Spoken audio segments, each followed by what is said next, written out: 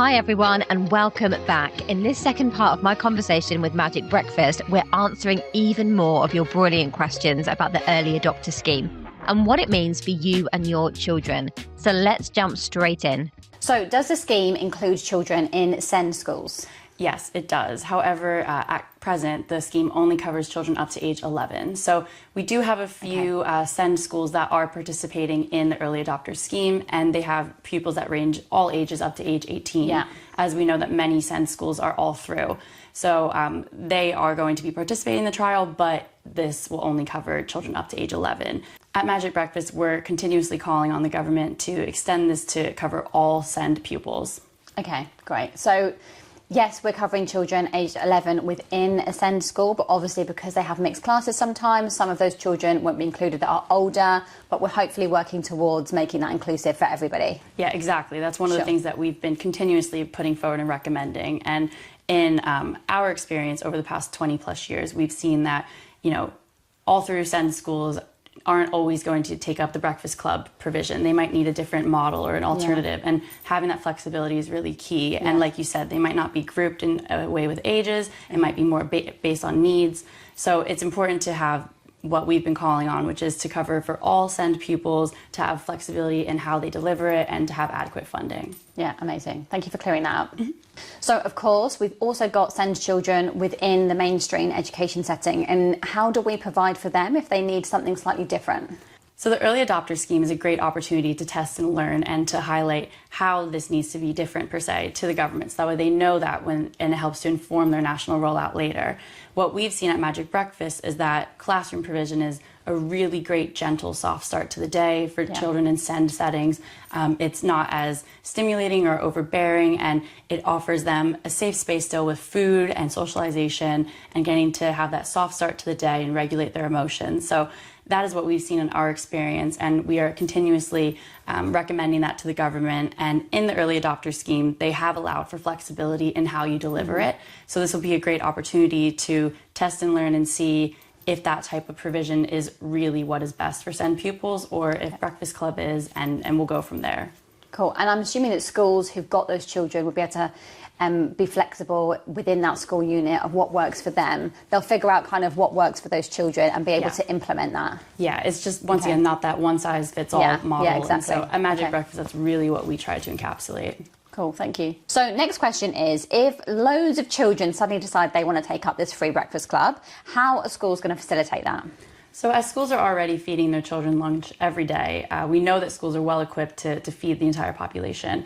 But ultimately, not every child will take up the free breakfast club, but it's just important that it's there. And like you were saying earlier, that sometimes a Tuesday is better suited for you, that the parents have that ability to choose when is best for them. But not every child will be taking it up. Okay, and so is there a way of like getting extra funding if more children decide to take it up? Is that something that the government would be flexible in thinking about? So at present, the funding that is allocated is not enough to reach all pupils. The government would need to incorporate some type of mixed models, which, as I was saying before, the price per pupil drops drastically, with it going from 51 to 12 pounds.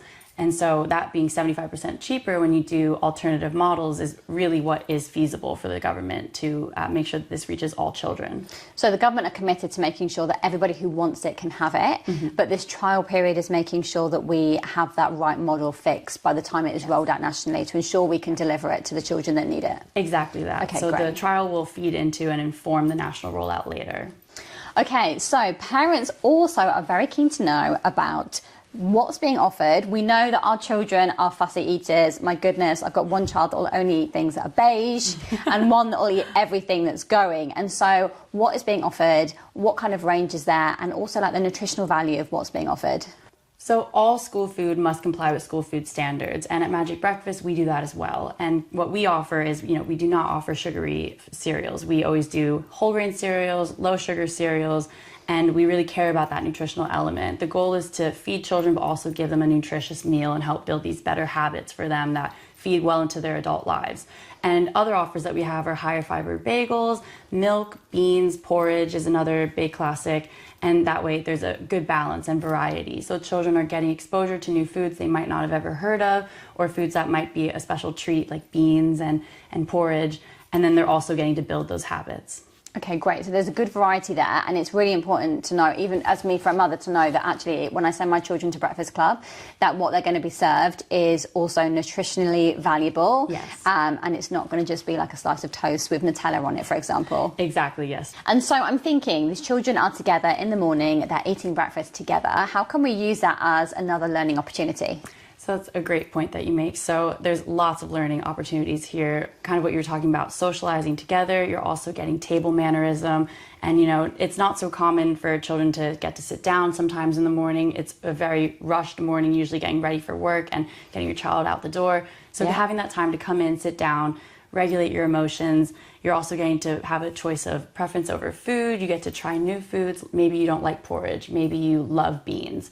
Maybe eggs are your favorite food. So you're getting that choice as well and that exposure to different foods. You're also learning how to interact with people around you as they eat as well, and embrace that table culture. So there's lots of ample learning opportunities that we've seen in our schools and that we expect to see in the early adopter scheme.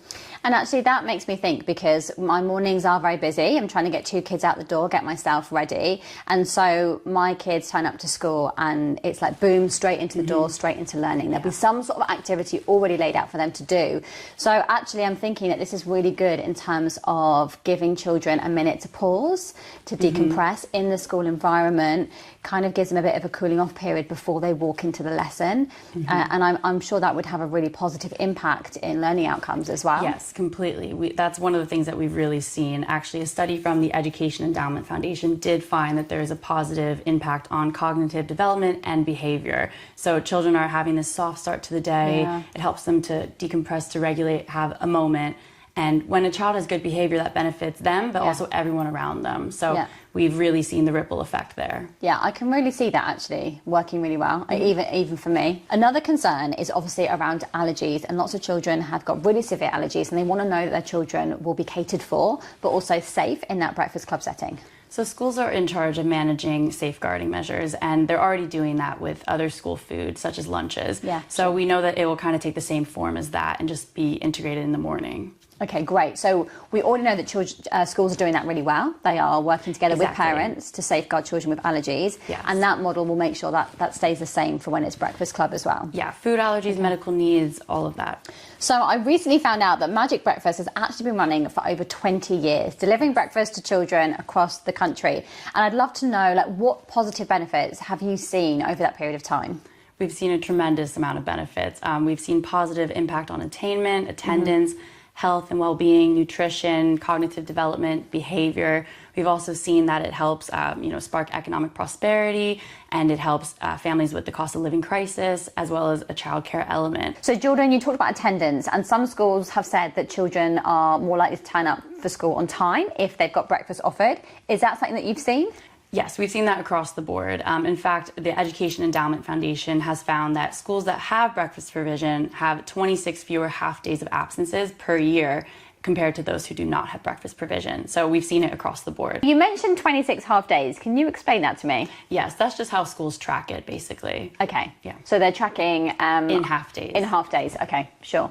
So interestingly, when I was working in a classroom, I had this one specific child who'd come in every morning, and he would be behaving badly, he wouldn't be focusing, he would be disrupting others, and I couldn't really work out what was going on until I took a deeper dive, had a conversation with this child, and realised that he was coming to school hungry. He was not getting breakfast at home for whatever reason. And so every morning when he came in, I knew that I would sneak him off into the breakfast club room, because the school had that provision, and I would find him something to eat, whether that was a jam sandwich or a bagel, whatever was left over, I would give him something to eat. And then the transformation was honestly incredible. So all of that low-level disruptive behaviour that I was seeing just stopped, and the rest of the day just ran smoothly. He was able to listen, focus, and that had a huge impact into how that child did that year academically. And so I'm curious to know, like, have you guys seen that sort of similar scenario play out, and children, behaving differently or achieving better results as a result of getting that breakfast in the morning? We see it all the time. We have so many examples exactly like what you were just saying, where a child is identified as being hungry when they show up for school in the morning, and once you get them food, those behavioral issues go away. And I bet that child, not only you said he did much better academically, but I'm sure the students around him did better too, because they weren't being distracted. So yeah, we see it time and time again, all the time. I can't thank you enough, Jordan, for sitting down with me and answering these questions. It's been so incredibly insightful. And actually, I'm kind of almost answering a question now that I've had from a parent, because there's been some questions around, are we giving up parental control of our children? Or, are we losing quality time with our children? And I'm thinking, for me, I work really a long day on a Tuesday, and so I'm always quite stressed in the morning. As early as I try to get up, I can only drop the kids off at school at 8:50, and so it always leaves me with this mad dash to get to work.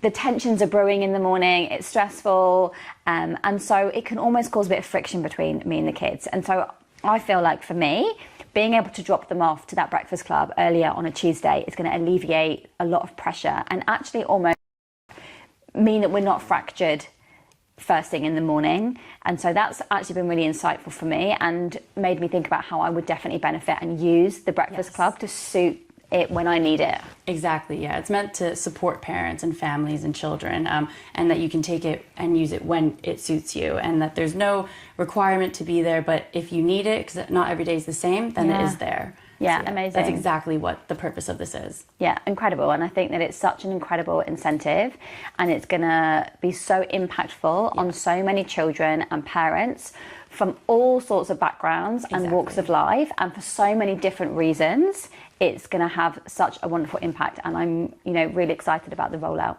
Yeah, exactly. Us too. And, thank you so much for taking the time to address these questions and really help to get the information out there. No problem.